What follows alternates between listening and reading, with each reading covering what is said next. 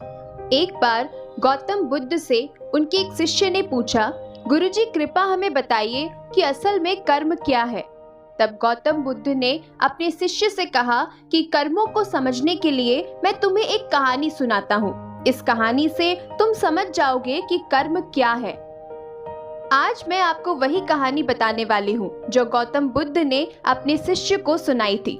गौतम बुद्ध अपने शिष्य को कहानी सुनाना आरंभ करते हैं।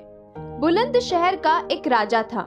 वो एक दिन घोड़े पर बैठकर राज्य का भ्रमण कर रहा था।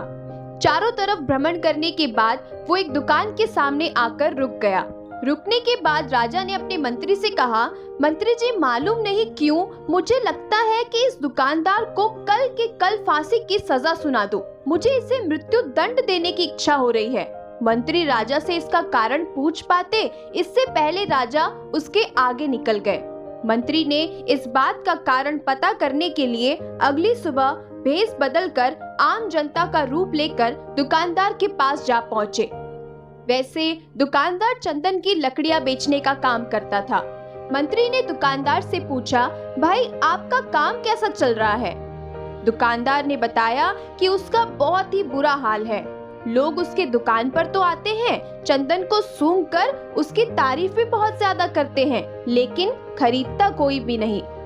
और उसने आगे बताया कि मैं सिर्फ इसी इंतजार में हूँ कि हमारे राज्य के राजा की मृत्यु हो जाए और उनके अंतिम संस्कार के लिए मुझसे बहुत सारी चंदन की लकड़ियां खरीद ली जाए। शायद वहाँ से मेरे व्यापार में और बढ़ोतरी हो जाएगी और मेरा व्यापार भी अच्छा हो जाएगा। मंत्री को सारी बात समझ आ गई। यही वो नकारात्मक विचार है जिसने राजा के मन को भी नकारात्मक कर दिया है। वो मंत्री बहुत ही बुद्धिमान था, इसीलिए उसने सोचा कि मैं थोड़ी बहुत चंदन की लकड़ियां खरीद लेता हूँ। उसने दुकानदार से कहा, क्या मैं आपसे थोड़ी बहुत लकड़ियां खरीद सकता हूँ? दुकानदार यह सुनकर बहुत ही खुश हो गया। उसने सोचा कि चलो कुछ तो बिका, इतने समय से कुछ भी नहीं बिक रहा था।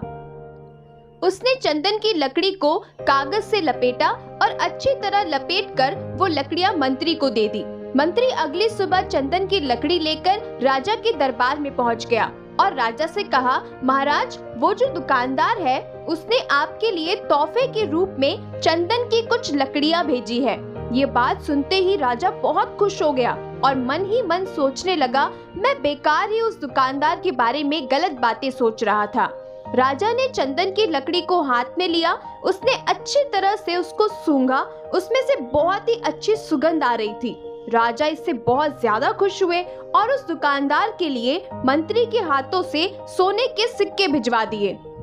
उसी आम जनता का रूप लेकर मंत्री अगले दिन सोने के सिक्के के साथ दुकानदार के पास पहुंचे।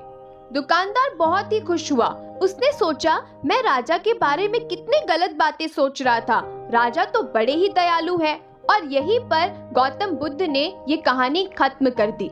ये कहानी जब खत्म हुई तब गौतम बुद्ध ने पूछा कि अब आप बताइए कर्म क्या होता है? शिष्य ने उत्तर देते हुए कहा, शब्द ही हमारे कर्म है। हम जो काम करते हैं वही हमारे कर्म है और जो हमारी भावनाएं हैं वही हमारे कर्म है।